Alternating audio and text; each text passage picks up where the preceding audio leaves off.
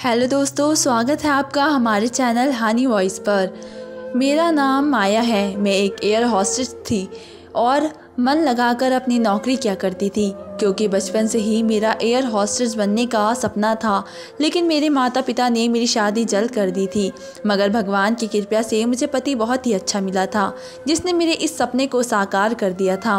और मुझे ससुराल भी बहुत ही अच्छा मिला था। मेरी शादी के 2 साल बाद ही मेरी सास इस दुनिया को छोड़कर चली गई थी, जबकि ससुर जी जिंदा थे। फिर मैंने अपनी 2 बेटियों का जन्म दिया था। मेरी एक बड़ी बेटी थी जो कि 15 साल की थी और एक छोटी बेटी थी जिसकी उम्र 11 साल थी। मेरी दोनों ही बेटियां बहुत ही ज़्यादा समझदार और सुलझी हुई थी और पढ़ाई में भी बहुत ही इंटेलिजेंट थी। एक दिन मैं अपनी बेटियों के साथ गार्डन में टाइम स्पेंड कर रही थी, क्योंकि आज मैंने अपने बच्चों के लिए स्पेशली छुट्टी ली थी। और तभी अचानक हमारे घर पर एक लड़का आया और उसने मेरी फ़ोटो क्लिक की और तेज़ी से भागने लगा। मेरी समझ नहीं आई थी कि ये लड़का कौन है और मेरी फ़ोटो अपने मोबाइल में खींचकर क्यों ले गया है। ये सारा नज़ारा मेरी दोनों बेटियां भी देख रही थी। मुझे उस लड़के पर शक होने लगा था और मैंने उस लड़के को अपने घर के आसपास भी कई बार देखा था। मुझे लगा कि कहीं ये लड़का मेरी दोनों बेटियों के साथ, तो हम घर में 7 लोग रहा करते थे और मेरी दोनों बेटियां, मेरे पति और मेरे ससुर जी और हमारी एक नई नौकरानी, जिसको मैंने अभी कुछ महीनों पहले ही नौकरी पर रखा था। उसकी एक बेटी भी थी जो कि बोल नहीं सकती थी। नौकरानी का नाम निया था। निया बहुत ही गरीब थी। एक दिन वह मुझे रास्ते में मिली थी। जब वह सड़क के किनारे भीख मांग रही थी तो मुझे उस बेचारी पर बहुत ही तरस आया था। उसने मुझसे कहा था कि मैडम जी, मुझे कुछ पैसे दे दो, मुझे अपनी बेटी का इलाज करवाना है। उसकी तबीयत ठीक नहीं है और ये बोल भी नहीं सकती। उसके बदले मैं आपका कोई भी काम करने के लिए तैयार हूँ। पहले हमारे घर में एक नौकरानी रहा करती थी। उसका नाम शैली था, लेकिन वे बहुत ही ज़्यादा बीमार हो गई थी, इसलिए नौकरी छोड़कर जा चुकी थी। अब मुझे एक नौकरानी की ज़रूरत थी, इसलिए मैंने निया से कहा कि मैं तुम्हारी बेटी का इलाज करवा दूँगी। तुम चाहो तो ये भीख मांगना छोड़ सकती हो और मेरे घर पर परमानेंट नौकरी कर सकती हो। मैं तुम्हें और तुम्हारी बेटी को रहने के लिए कमरा भी दूँगी और तुम लोगों को खाना भी मिलेगा रहेगा, लेकिन बदले में तुम्हें हमारे घर के काम करने होंगे। मैंने उसे सब कुछ बता दिया था कि मैं एयर होस्टेस हूँ और मेरी ड्यूटी ज़्यादातर प्लान में होती है। दिन रात मेरे लिए कोई मायने नहीं रखता। बस इस सब की वजह से मैं अपने घर के काम पर और अपने घर वालों पर ध्यान नहीं दे पाती। इसके लिए तुम्हें मेरे घर पर नौकरी करनी होगी। वह खुशी खुशी इस काम के लिए राज़ी हो गई थी। मैंने उसकी बेटी का इलाज करवाया था। निया की बेटी को टाइफाइड हो गया था और उसकी बेटी बिल्कुल ठीक हो गई थी। अब निया हमारे घर पर अपनी बेटी को लेकर आ गई थी और मैंने उसे एक क्वार्टर रहने के लिए दे दिया था। वे दोनों माँ बेटी हमारे घर पर रह रही थी और हमारे घर का सारा काम भी करती थी। मेरी दोनों बेटियां तो ज़्यादातर पढ़ाई में ही लगी रहती थी, लेकिन जिस दिन से निया यहाँ पर उसकी बेटी आई थी और मेरी बेटियों को किसी का साथ मिल गया था। निया एक भरोसेमंद और ईमानदार औरत थी। घर के सारे काम बहुत ही ईमानदारी और साफ सफाई से किया करती थी। मुझे खुशी हुई कि मुझे घर के काम करने के लिए एक अच्छी और ईमानदार नौकरानी मिल गई है। मेरे ससुर जी भी बीमार रहते थे और ज़्यादातर अपने कमरे में ही बंद रहते थे। उनके लिए अलग से परहेज का खाना बनाना होता था। मैंने निया को अपने ससुर जी के बारे में सब कुछ बता दिया था। निया मेरे ससुर जी को समय से उनका परहेज वाला खाना बना दिया करती थी और मेरे पति के लिए भी सुबह को फिक्र से लंच पैक करके दे दिया करती थी। वे दोनों परमानेंट ही हमारे घर में रहने लगी थी। इस तरह मेरे घर का रूटीन और कामकाज बहुत ही अच्छे तरीके से चल रहा था। मुझे भी निया और उसकी बेटी के आ जाने की वजह से घर की टेंशन थोड़ी कम हो गई थी और जिसकी वजह से मैं अपने काम पर सही तरह से ध्यान दे रही थी। मुझे फ़्लाइट में बहुत ही ज़्यादा काम होते थे, क्योंकि मेरी नौकरी कोई मामूली नौकरी नहीं थी। अपने परिवार से दूर रहकर देश विदेश में ट्रैवल करना कोई मजाक बात नहीं थी और हम एयर हॉस्टल का काम कोई आसान काम नहीं होता। हमें बहुत सी मुश्किलों का सामना करना पड़ता है। फ़्लाइट में यात्रियों को खाना पीना और सब कुछ सर्व करना और सर्व करने से लेकर उनके सामान को रखने तक का काम ही एयर हॉस्टेस का होता है और बल्कि इससे भी कई गुना ज़्यादा काम होते हैं। मेरी इस नौकरी में मुझे काफ़ी ज़्यादा फ़ायदे थे। नुकसान सिर्फ इतना था कि मुझे अपने परिवार से दूर रहना पड़ता था। हमारी लाइफ देखने में काफ़ी ग्लैमरस लगती है, लेकिन यहाँ तक पहुँचने के लिए हमें भी काफ़ी मुश्किल ट्रेनिंग का गुजरना पड़ता है। इंटरनेशनल एयरलाइंस कंपनियों में एयर होस्टेस और फ्लाइट अटेंडेंट बच्चों को लेकर ख़ास तौर पर ट्रेनिंग की जाती है।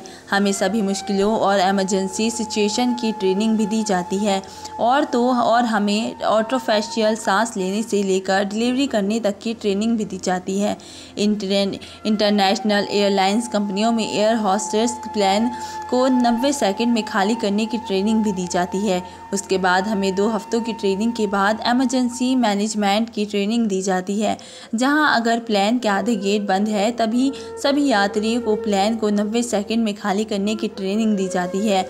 हमें पैसेंजर के लिए शार्ट इंस्ट्रक्शन याद करने के लिए पड़ते हैं, जैसे विंडो स्टैंड, स्टेट सीट आदि, ताकि किसी भी इमरजेंसी सिचुएशन में पैसेंजर को हैंडल किया जा सके।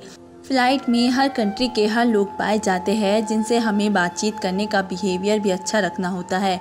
और कुछ ऐसे अपडेट और लोग भी होते हैं, अटपटे लोग भी मिल जाते हैं जो हम पर गलत नज़र डालने की कोशिश करते हैं, लेकिन हम लोगों को फुल सपोर्ट दी जाती है कि कोई हमारे साथ बदतमीज़ी तक नहीं कर सकता। मगर हम लोगों को अपना बिहेवियर लोगों के साथ इतना अच्छा करना होता है कि लोग हमसे अपने कोई भी काम आसानी से करवा सके। हाँ, लेकिन मेरे इस काम में ज़्यादा दौड़ भाग नहीं होती थी। कुछ लोगों के मन में एयर होस्टेस बनने का सपना होता है, जैसे कि मेरे मन में था। फाइनली इतनी सारी ट्रेनिंग करने के बाद और इतनी मुसीबतों का सामना करने के बाद मेरा ये सपना जैसे तैसे पूरा ही हो गया था। मैं अपनी जॉब में पूरी तरह से बिजी थी। मेरी जॉब से मेरे घर वालों को भी बहुत ही फ़ायदा था। मेरे पति बहुत ही अच्छे इंसान थे, जिन्होंने आज के ज़माने में भी अपनी पत्नी को शादी के बाद पढ़ने दिया और ख़ुद उसके सपने पूरे किए। मुझे जब भी टाइम मिलता था मैं अपने घर पर चली जाती थी। आज मैं पूरे 1 हफ्ते बाद अपने घर जा रही थी। मुझे अपनी फैमिली से मिले हुए कई दिन हो जाते थे और आज काफ़ी दिनों बाद जब मैं अपने घर गई तो ये देखकर मेरे होश उड़ गए थे कि निया जिस कंडीशन में हमारे घर आई थी वे उस कंडीशन में बिल्कुल भी नहीं थी और वे मुझे पहले से बहुत ही ज़्यादा कमज़ोर लग रही थी। मैंने उससे उसकी तबीयत के बारे में पूछा तो निया, तुम्हारी तबीयत तो ठीक है ना? तो वो कहने लगी कि मालकिन, मेरी तबीयत तो बिल्कुल ठीक है, लेकिन मैं आपसे एक बात कहना चाहती हूँ। मैंने कहा हाँ बताओ। तो वो कहने लगी, मालकिन आप नाइट ड्यूटी मत किया करो, मुझे आपके घर में कुछ गड़बड़ का एहसास होता है। मैं उसकी बात सुनकर हंसने लगी और कहने लगी, तुम्हें क्या हो गया है? मुझे अपनी नौकरी करते हुए 5 साल गुजर गए हैं और तुम ये किस तरह की बात कर रही हो? कैसी गड़बड़ी? तुम्हारा कहने का मतलब क्या है? मुझे साफ साफ बताओ। तो उसने मुझे कुछ भी नहीं बताया और वह मेरी बात को इग्नोर करके अपने काम में लग गई। मैं अपने बच्चों के पास उनके कमरे में गई तो वे लोग आराम से सो रहे थे, क्योंकि शाम का टाइम था। मेरे बच्चे ट्यूशन से आने के बाद सो जाया करते थे। फिर मैं ऊपर जाकर अपने ससुर जी के कमरे में उनके हाल चाल लेने चली गई, तो वे भी दवाई लेकर अभी भी सोए हुए थे, इसलिए मैंने उनको डिस्टर्ब करना ठीक नहीं समझा। फिर मैं अपने कमरे में चली गई और जाने के बाद फ्रेश हो गई। मैं निया से कह दिया था कि तुम मेरे लिए 1 कप चाय बना दो। मेरे नहाने के बाद वे चाय लेकर आ गई थी और फिर कुछ देर तक मेरे बराबर में ही खड़ी रही। मुझे लगा कि वे मुझसे कुछ कहना चाहती है। मैंने उससे पूछा, क्या हुआ माँ? निया, तुम मुझसे कुछ परेशान लग रही हो। और तो वो कहने लगी कि प्लीज़ नाइट शिफ्ट मत किया करो, आपके घर में कुछ गड़बड़ है। निया की बात सुनकर मुझे बहुत ही गुस्सा आया था। आखिर वो होती कौन है मुझे एडवाइस देने वाली कि मैं नाइट शिफ्ट ना करूं। मैंने उसे घूर कर एक नज़र देखा ही था कि वे बिना कुछ कहेगी और कमरे से बाहर ही निकल गई। मैंने सोचा कि शायद जब से वे यहाँ पर आई है उसे मेरे घर के ज़्यादा काम करने पड़ रहे होंगे, इसलिए वे ऐसा कह रही है। अगर उसे यहाँ कोई परेशानी है तो वे यहाँ से जा सकती है। मैंने उस पर कोई ज़ोर ज़बरदस्ती तो नहीं की हुई थी। उसके पास भी तो रहने का कोई ठिकाना नहीं था। मैंने उसे अपने घर में रहने की जगह दी। ये इससे खाना पीना सब कुछ मिलता था, मगर ये भी तो पता करना है कि आखिर उसके दिमाग में चल क्या रहा है और वे इस तरह की बातें क्यों कर रही है। शाम के 5 बज चुके थे जब मेरे पति घर पर आ गए। मुझे देखकर बहुत ही खुश हुए थे। मैंने इस बारे में उनसे अपने पति से पूछने की कोशिश की, मगर वे बहुत ही ज़्यादा थके हुए थे। उन्होंने कहा कि वे कुछ देर आराम करेंगे, उसके बाद ही मुझसे कोई बातचीत करना चाहेंगे। इसलिए मैं भी कुछ देर मैगज़ीन लेकर पढ़ने के लिए बैठ गई थी। उसके बाद मुझे 10 बजे तक अपनी ड्यूटी पर भी जाना था और कुछ देर के बाद मेरी बेटियां भी सोकर उठ गई थी। मैंने देखा कि मेरी बेटियों की निया की बेटी के साथ अच्छी फ्रेंडशिप हो गई थी। मुझे इस बात की खुशी हुई कि मेरी बेटियों ने उसे अपनी बहन की तरह समझा है। गरीबों से कोई दोस्ती नहीं करता, मगर मैंने अपनी बेटियों को ऐसे संस्कार दिए थे कि वह गरीबों को गले से लगाया करती थी। मैंने देखा था कि निया की बेटी भी मेरी बेटियों के साथ बहुत ही खुश है। मेरी बेटियां मेरे पास आकर बैठ गई थी। मेरे कमरे में एसी लगा हुआ था, इसलिए ज़्यादातर मेरा कमरा बंद ही रहता था। हमारे पास भगवान का दिया सब कुछ था, किसी चीज़ की कमी नहीं थी। मेरे पास जेवर भी काफ़ी सारे थे क्योंकि मेरा पति भी कमाता था और मैं भी। बेटियां अच्छे स्कूल में पढ़ रही थी और मेरे ससुर जी की भी प्रॉपर्टी कहीं थी, लेकिन जब भी वे बीमार हुए थे उन्होंने अपनी प्रॉपर्टी की देख रेख करना बंद कर दिया था, इसलिए उसकी देखने मेरे पति ने ही क्या करते थे। और मेरे पति ने अपने पिता के बीमार होने के बाद उनकी ज़मीनों में मकान बनवा दिए थे जिसमें किराएदार रह रहे थे और उनका किराया भी हम लोगों के पास काफ़ी आता था। एयर होस्टेस की नौकरी करना मेरे लिए कोई मजबूरी नहीं बल्कि मेरा सपना और मेरा शौक़ था, जिसको मेरे पति ने और मेरे ससुराल वालों ने मिलकर सपोर्ट करके उसे पूरा करवाया था। मेरे मायके वाले मुझसे कहते थे कि अब तुम्हारी बेटियां बड़ी हो गई है, अब तुम्हें अपनी बेटियों पर ध्यान देना चाहिए और अपनी बेटियों की परवरिश पर ध्यान देना चाहिए। तुम्हारा सपना तो पूरा हो ही गया है, इसलिए अब तुम अपनी नौकरी को छोड़कर अपनी गृहस्थी पर ध्यान दो। मगर मेरे पति का कहना था कि मेरी पत्नी के ऊपर कोई भी नौकरी छोड़ने का दबाव न डाले। मेरे पति कहते थे कि तुम जब तक भी चाहो नौकरी कर सकती हो, मैं तुम्हें कभी नहीं रोकूंगा। और मेरा खुद का भी अभी नौकरी से मन नहीं भरा था। मेरे पति ने नौकरी करने या ना करने का फैसला मुझ पर ही छोड़ दिया था। और मेरे ससुर जी थे, वे जब बीमार हुए थे तो ऊपर वाले फ्लोर से कभी नीचे आते ही नहीं थे। मेरी बेटियां मेरे पास आई तो उनके साथ साथ निया की बेटी भी आ गई थी। मैंने अपनी बेटियों को पॉकेट मनी के पैसे दिए तो साथ ही साथ मैंने निया की बेटी को भी पैसे दिए थे। वे बोल तो नहीं सकती थी मगर बहुत ही ज़्यादा मासूम थी। उसकी छोटी छोटी ख्वाहिशों का मैं ध्यान रखती थी। मैं अपनी बेटियों को भी कह दिया करती थी कि जो चीज़ तुम खाया करो वे उसको भी मंगवा कर खिला दिया करो। और जिस तरह से मैं छुट्टी वाले दिन अपने लिए कोई कपड़ा लेकर आती तो साथ ही साथ निया के भी लिए लेकर आया करती थी, क्योंकि अब वो हमारे घर में रहती थी और हमारे परिवार का हिस्सा बन चुकी थी। उसको हमारे घर में नौकरी करते हुए 3 महीने गुजर गए थे, मगर जब भी मैं घर में आती तो वो मुझे एक ही बात कहा करती थी कि आप नाइट शिफ्ट मत किया करो। मैं उससे इस बात की वजह पूछती तो वे मुझे कुछ न बताती, बस खामोश रहती थी। मगर मैं काफ़ी दिनों से नोटिस कर रही थी कि निया दिन पर दिन कमज़ोर होती जा रही थी। कुछ दिनों बाद मैं पूरे 15 दिन बाद अपने घर लौटी थी और जब घर आई तो ये देखकर हैरान रह गई कि निया तो पहले से और भी ज़्यादा कमज़ोर हो गई थी। इन दिनों फेस्टिवल चल रहे थे और मैं फेस्टिवल के दिनों में घर पर ही रहती थी। मैं फेस्टिवल अपनी फैमिली के साथ सेलिब्रेट करना पसंद करती थी। इस दौरान मैं अपने घर पर ही रुकी हुई थी। मैंने देखा कि उसकी बेटी भी मुझे कुछ डिस्टर्ब सी नज़र आ रही थी। मुझे उन दोनों माँ बेटी का कंडीशन के बारे में कुछ समझ ही नहीं आ रहा था। मैंने अपनी आंखों के सामने ही निया के से घर के कोने कोने की सफाई करवाई थी। वो काम तो सारे कर रही थी मगर बहुत ही ज़्यादा वीक लग रही थी। मैंने निया से कहा, निया मुझे तुम्हारी तबीयत ठीक नहीं लग रही है, चलो मैं तुम्हें डॉक्टर के पास लेकर चलती हूँ। तो वो कहने लगी, नहीं नहीं मैडम जी, मुझे डॉक्टर के पास नहीं जाना। फिर मैंने उससे पूछा, तो फिर तुम्हारे इतनी कमज़ोर होने की आखिर वजह क्या है? क्या तुम समय पर खाना नहीं खा रही हो? वो कहने लगी, मैडम जी अब आप कुछ दिन घर पर ही हो ना तो आप सब कुछ ठीक हो जाएगा। मैं निया की बात समझ ही नहीं पाई थी। मैंने उससे कहा, तुम्हारे कहने का क्या मतलब है? तो वे मेरी बात पर खामोश हो गई और कुछ नहीं बोली। मुझे अब धीरे धीरे निया पर शक होने लगा था। मैं देख रही थी कि निया की बेटी भी कुछ परेशान सी नजर आ रही थी। पहले तो वे मेरी बेटियों के साथ खेलती रहती थी मगर अब वे अलग अलग से रहने लगी थी। मेरी कुछ समझ ही नहीं आ रहा था कि घर में आखिर क्या चल रहा है। मैं अपने ससुर जी के कमरे में उनके हाल चाल पूछने गई तो वे टीवी देख रहे थे। मेरे ससुर जी की तबीयत अब काफ़ी बेहतर होने लगी थी और वे किसी किसी टाइम पर नीचे भी उतर आते थे। मुझे खुशी थी कि मेरे ससुर जी धीरे धीरे ठीक होने लगे हैं, क्योंकि उनका इलाज शहर के बेस्ट डॉक्टर से चल रहा था और मेरे पति खुद उनका ट्रीटमेंट करवा रहे थे। जब से मेरी सास की मौत हुई थी, मेरे ससुर जी को अकेलापन काफ़ी महसूस होने लगा था और वो फिर इतने ज़्यादा बीमार हुए कि उनकी तबीयत ही ख़राब होने लगी थी, मगर अब वे काफ़ी हद तक ठीक हो गए थे।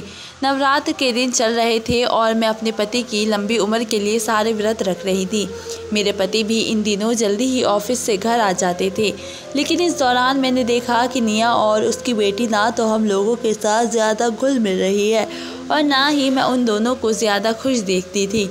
वो लोग बस नॉर्मल सा बिहेव करती थी और चुप चुप सी रहती थी। मैंने इन दोनों माँ बेटी के बारे में अपनी बेटियों से बात की। मैंने उनसे पूछा कि मेरे पीछे इन दोनों का बिहेवियर कैसा रहता है। मेरी बड़ी बेटी ने मुझे बताया कि माँ जब ये दोनों शुरू में हमारे घर आई थी तो तब बहुत ही अच्छी थी और हमारे साथ भी घुल मिलकर रहती थी, लेकिन अभी कुछ दिनों पहले से ही इन दोनों का बिहेवियर हम लोगों से बहुत ही उखड़ा उखड़ा है। ये लोग हमारे साथ रह तो रहे हैं, मगर हमसे अच्छी तरह से ना तो बात करती है और ना ही एक दूसरे से। निया आंटी तो मुझे बहुत ही ज़्यादा परेशान लगती है। ऐसा लगता है जैसे कोई बात उन्हें परेशान कर रही है।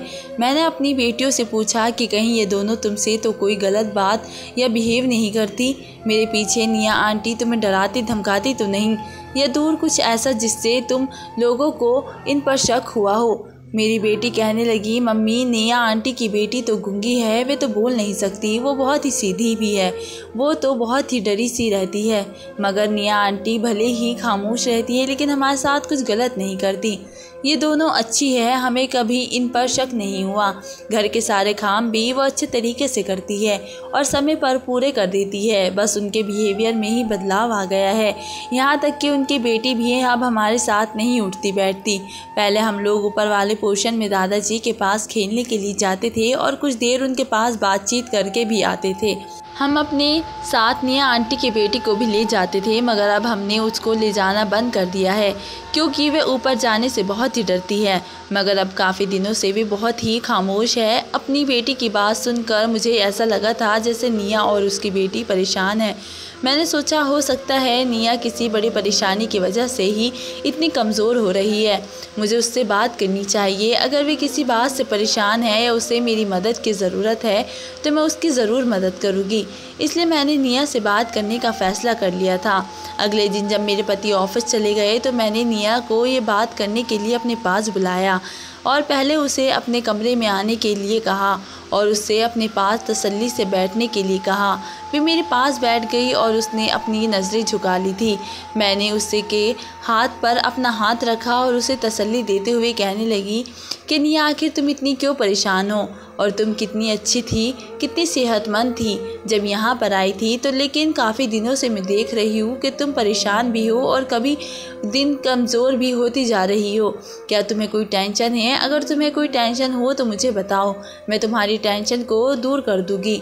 मुझे जितना भी बन आएगा मैं तुम्हारी मदद करूँगी।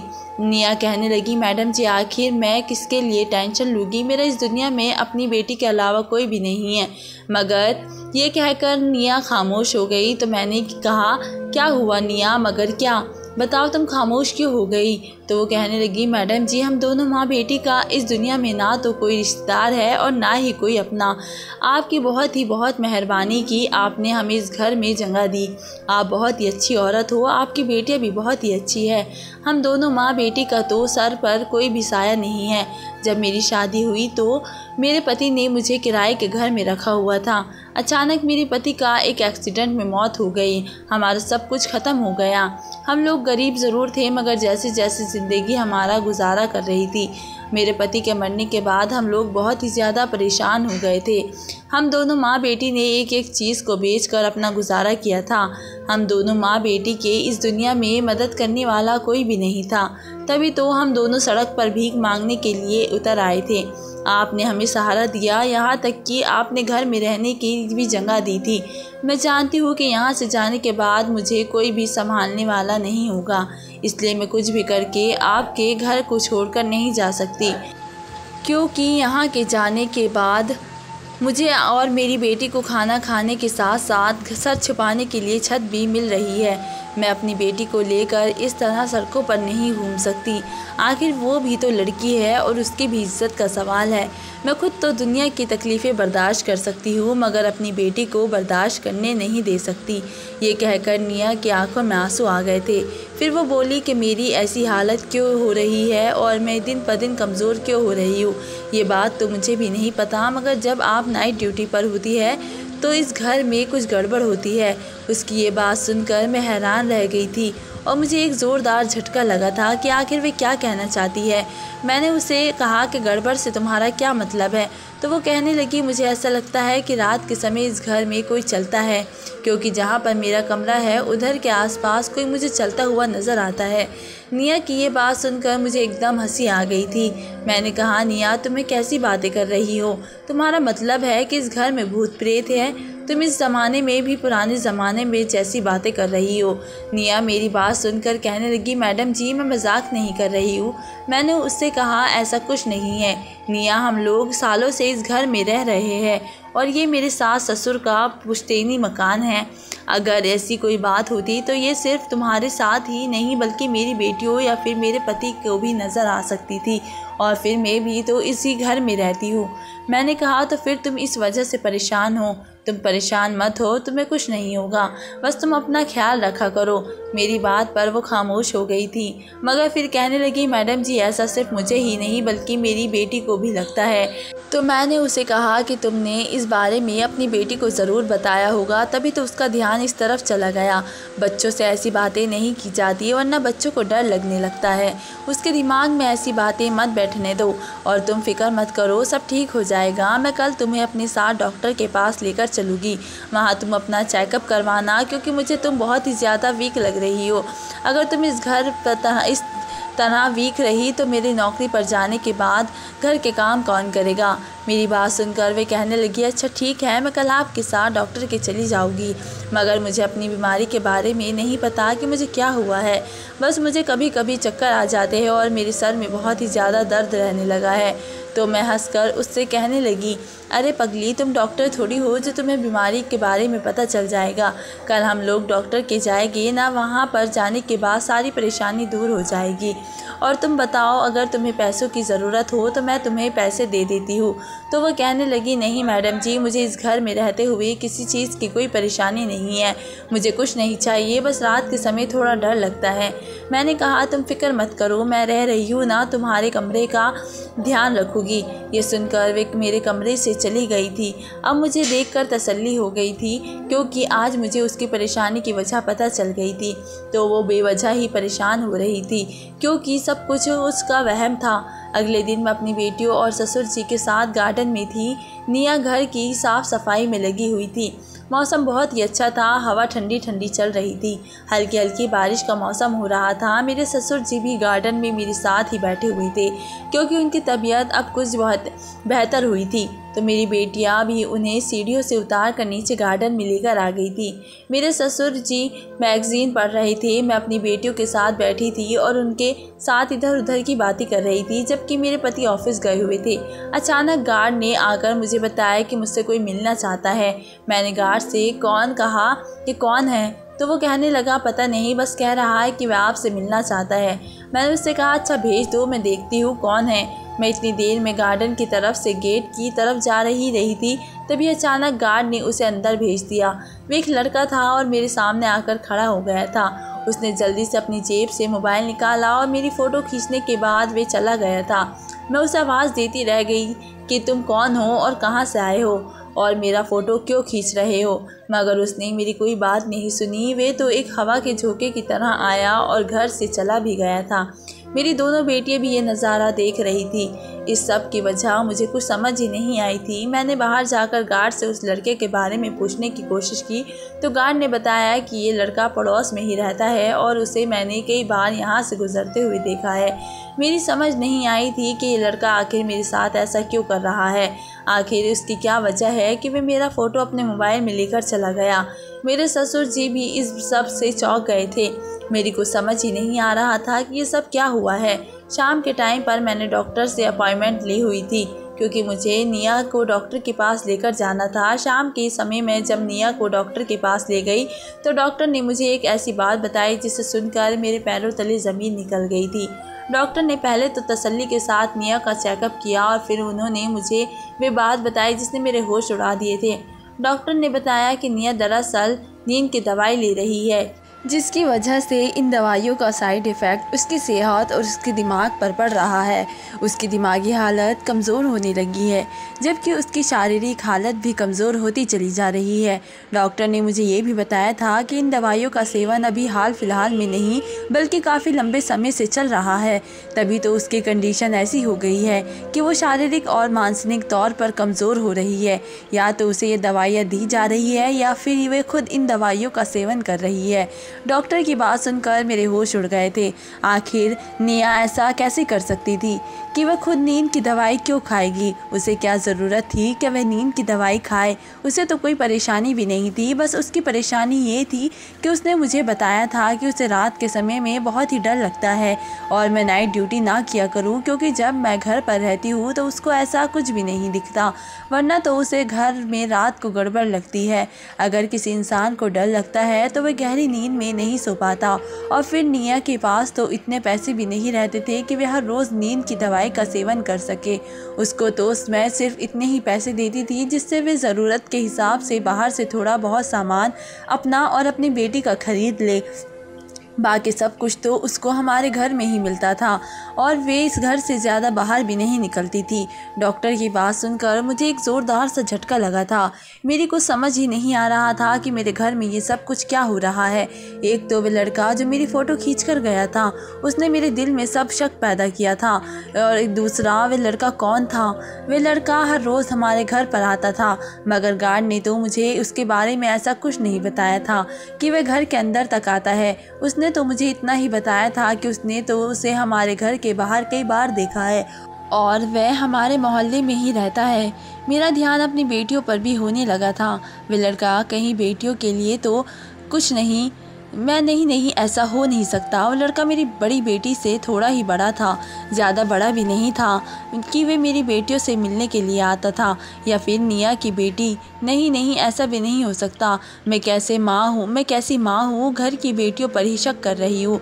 वो निया की बेटी से कैसे मिलने आ सकता है? वे बेचारी तो बोल भी नहीं सकती, वो मुझसे ही मिलने आया था, तभी तो मेरा फ़ोटो खींच कर गया था। मेरे मन में अजीब तरह के ख्याल आ रहे थे।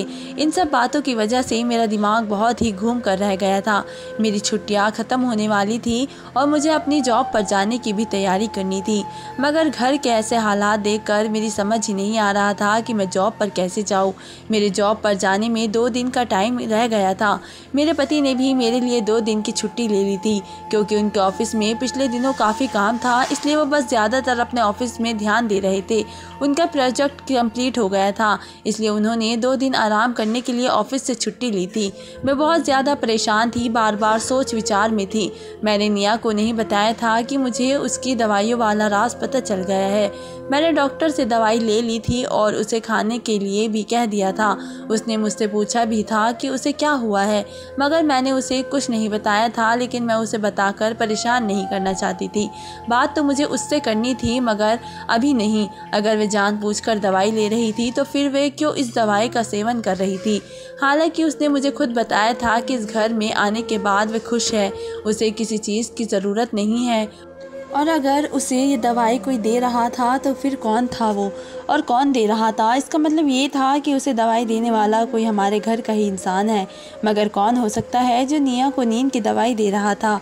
मैं देख रही थी कि निया तो मेरी बात से बेफिक्र हो गई थी, उसका बिहेवियर भी ठीक होने लगा था, मगर उसकी बेटी बहुत ही डरी सहमी सी रहती थी। मेरे ससुर जी के पास भी नहीं जाती थी, जबकि मेरी बेटियों ने तो बताया था कि वे अपने दादाजी के पास पहले जाया करती थी, तो निया की बेटी को साथ ले जाया करती थी। लेकिन अब निया की बेटी उनके साथ नहीं जाती। ये सब सोच कर मेरा दिमाग दर्द से फटा जा रहा था। मेरे पति ने मुझे परेशान देखा तो मेरी परेशानी की वजह पूछने लगे। मैंने अपने पति को कुछ भी नहीं बताया था, क्योंकि मैं उनको परेशानी में नहीं डालना चाहती थी। मेरी जॉब से भी कॉल आ रही थी, मगर मैं अपने घर के ऐसे हालात छोड़कर इतनी आसानी से कैसे जा सकती थी? मुझे अपने घर में रहकर अपने घर की कंडीशन के बारे में कोई ना कोई सल्यूशन निकालना ही था। आखिर मैं जानना चाहती थी कि ये सब कुछ हो क्यों रहा है। क्या ऐसा पहले भी होता था? इस बारे में मुझे नहीं पता, क्योंकि मैं घर में तो नहीं रहती थी। जब 2 दिन पूरे हो गए तो मैं अपनी जॉब पर चली गई थी, मगर वहाँ जाने के बाद मेरा दिल बिल्कुल भी नहीं लग रहा था। इसलिए मैं 4-5 घंटे वाहन गुजरने के बाद अपनी फैमिली को बिना बताए घर वापस आ रही थी। उस समय रात के 11 बज रहे थे। मेरे पास घर की चाबी थी, इसलिए मैंने बिना किसी को डिस्टर्ब किया खुद ही ताला खोल लिया और घर के अंदर चली गई।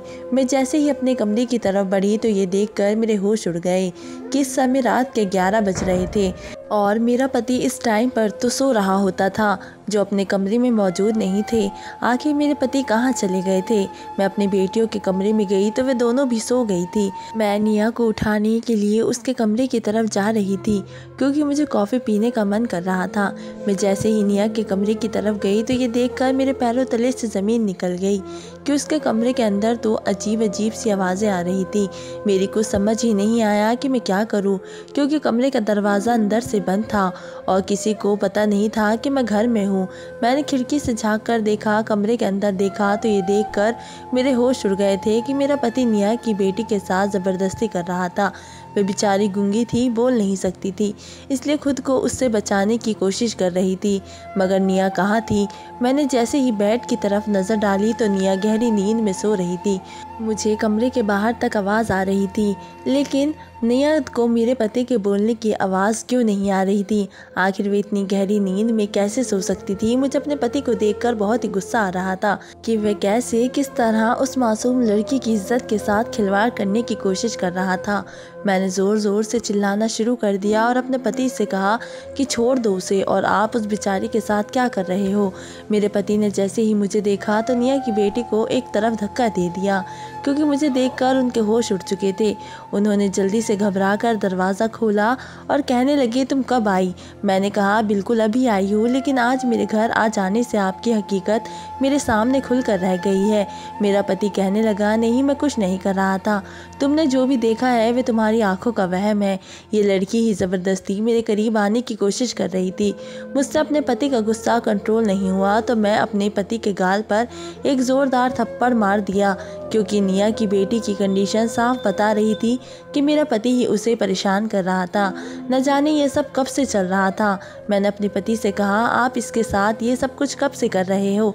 निया की बेटी जल्दी से भागी और अपनी माँ को उठाने की कोशिश कर रही थी, मगर निया अभी भी गहरी नींद में सो रही थी। मैं रोने लगी और अपने पति का हाथ पकड़कर उन्हें अपने कमरे में ले आई। मैंने अपने पति से कहा, आखिर ये सब क्या कर रहे थे आप? अच्छा हुआ आज मैं जल्दी आ गई, मुझे आपकी सच्चाई के बारे में पता चल गया। पहले तो काफ़ी देर तक मेरा पति झूठ बोलता रहा, लेकिन जब मैंने उन्हें घर छोड़कर जाने की धमकी दी तो उन्होंने साफ साफ बोल दिया कि तुम्हें तो अपनी नौकरी ही पसंद है। तुमने कभी अपने पति की फीलिंग्स को समझने की कोशिश ही नहीं की। तुम मेरी पत्नी हो, मैं अपनी सारी ख्वाहिशें तुम्हारे साथ ही पूरी कर सकता हूँ, लेकिन तुम्हारे लिए तो तुम्हारी नौकरी इतनी प्यारी है कि तुम अपने परिवार को ही भूल गई हो। इसलिए निया की बेटी पर मेरा दिल आ गया। वे बोल भी नहीं सकती थी, तो मैंने सोचा कि अगर मैं इसके साथ कुछ गलत करूँगा, जब भी किसी को कुछ नहीं बता सकती, बस मैंने उसी की कमज़ोरी का फ़ायदा उठाते हुए उसके साथ ये सब कुछ किया, और ये सब कुछ मैं उसके साथ काफ़ी दिनों से कर रहा था। मैंने अपने पति से कहा, आपको शर्म नहीं आती? निया की बेटी हमारी बेटी की उम्र की है। क्या आपको ये ख्याल नहीं आया कि आपकी किसी दूसरे की बेटी के साथ गलत कर रहे हो तो एक दिन आपकी बेटियों के साथ भी गलत हो सकता है? मेरा पति कहने लगा, क्या तुम्हें इस बात की फ़िक्र है कि तुम्हारा पति तुम्हारे बिना कैसे रहता है? कैसे मैं अपनी बेटियों को बड़ा किया है, मगर तुम्हें तो सिर्फ अपनी नौकरी की परवाह है। तुमने कभी हम लोगों के बारे में सोचने की कोशिश की? कब की है? आज मुझे अफसोस हो रहा था कि मुझे भले ही एयर होस्टेस बनकर अपना सपना पूरा करना था, मगर शादी के बाद कोई भी लड़की अपना सपना पूरा नहीं कर सकती। मेरे पति ने अच्छा बनने के लिए मेरा सपना पूरा तो करवा दिया, मगर कहीं न कहीं मैं अपने परिवार से दूर हो गई थी। मेरे पति ने मुझे बताया कि मैं खामोशी से निया के खाने में नींद की दवाई मिला दिया करता था और फिर उसकी बेटी के साथ ज़बरदस्ती करता था। दरअसल ये सब मेरी लापरवाही का नतीजा है कि मैंने अपना सारा ध्यान अपनी नौकरानी की तरफ दिया और अपने परिवार को बिल्कुल भूल गई। और अपने परिवार को नौकरों के हवाले छोड़ दिया। नौकर गलत नहीं थे, मगर मेरा पति जो कि मेरी मोहब्बत ना मिलने से भटक चुका था, यही वजह थी कि वे अपनी हवस नौकरानी की बेटी के साथ पूरी करने के लिए उसको खाने में नींद की दवाई मिलाकर दे दिया करता था। और ये सब वे काफ़ी समय से कर रहा था, जिससे एक तरफ निया की सेहत भी इस दवाई की वजह से ख़राब हो रही थी, और तो और उसकी बेटी की इज्जत के साथ साथ वो भी कई बार खिलवाड़ कर चुका था। वे बेचारी मासूम थी, इसलिए डरी सहमी रहती थी। उसने इस बारे में कभी अपनी माँ को बताने की कोशिश भी की होगी तो वह समझ नहीं पाई। निया ने मुझे बताया था कि उसे रात के समय कमरे के बाहर कोई टहलता हुआ दिखाई देता है। वह इंसान कोई और नहीं बल्कि मेरा पति ही था, जो निया के सोने का इंतज़ार किया करता था। जैसे ही निया के ऊपर दवाई का असर छाने लगता तो वे गहरी नींद में सो जाती थी, और निया उसके बाद वे कमरे में दरवाज़ा खोलकर निया की बेटी के साथ ज़बरदस्ती करता था। निया की बेटी इस वजह से मेरे ससुर से भी डरने लगी थी। उसे लगता था कि सारे मर्द एक जैसे ही होते हैं। वे बेचारी दिन पर दिन डिप्रेशन का शिकार होती जा रही थी। मेरे पति का जुर्म कोई छोटा नहीं था। उन्होंने एक बहुत ही बड़ा आरोप किया था, मगर ये सब उन्होंने जानबूझकर नहीं बल्कि मेरी लापरवाही की वजह से किया था। एक सवाल था जो अभी भी मेरे दिमाग में घूम रहा है, आखिर वे लड़का कौन था जो मेरी फ़ोटो खींच कर गया था? इस सवाल का जवाब भी मेरा पति ही दे सकता है। मैंने उनसे इस बारे में पूछा तो उन्होंने मुझे बताया कि वो लड़का उनके दोस्त का बेटा है। वे अपने दोस्त से सारी बातें शेयर करते थे कि किस तरह से उनकी पत्नी उन पर ध्यान नहीं देती, जिसकी वजह से उनका मन करता है कि वे अपनी ख्वाहिश दूसरी औरतों के साथ पूरी करे। उन्होंने अपने बारे में अपने दोस्त को बता दिया था कि वे एक नौकरानी की मासूम लड़की के साथ अपनी हवस पूरी कर रहे हैं, जिस बात का उनके बेटे को बहुत ही अफसोस हुआ था और उसे लगा था कि मेरा पति गलत कर रहा है। वे मुझे डायरेक्टली तो ये बात नहीं बोल सकता था कि मैं अपने घर पर ध्यान नहीं देती हूँ, इसलिए मेरे दिमाग में शक डालने के लिए वह लड़का उस दिन मेरी फ़ोटो खींचकर भाग गया था, ताकि मेरे दिमाग में शक आ जाए और मैं अपने घर में ध्यान देना शुरू कर दूँ। क्योंकि जब एक बार हमारे दिमाग में शक पड़ जाता है तो हम उस चीज़ की तह तक जाने की कोशिश करते हैं। ये बात तो सही थी कि उस दिन से लेकर अब तक मेरे दिमाग में बहुत सारे शक थे, जो कि अब मेरे पति की सच्चाई सुनने के बाद पूरे हो चुके थे। अगले दिन जब निया सुबह सवेरे सोकर उठी तो मैंने उसको सब कुछ बता दिया था। वे अपनी बेटी की कंडीशन के बारे में सुनकर बहुत रोई थी, लेकिन जब मेरे ससुर जी को अपने बेटे की हरकत के बारे में पता चला तो उन्होंने मेरे पति से घर से निकाल जाने के लिए कहा। हालांकि मेरे पति ने माफ़ी मांगी थी, मगर अब कुछ भी नहीं हो सकता था। मेरे ससुर जी ने 50 लाख निया को दे दिए थे ताकि वह अपना मुंह बंद कर सके और अपनी आने वाली ज़िंदगी को बेहतर बना सके। वे पैसे लेकर चली तो गई थी, मगर उसकी बेटी की इज्जत दांव पर लग गई थी। अपने पति की तरफ से मैंने उससे माफ़ी भी मांगी थी।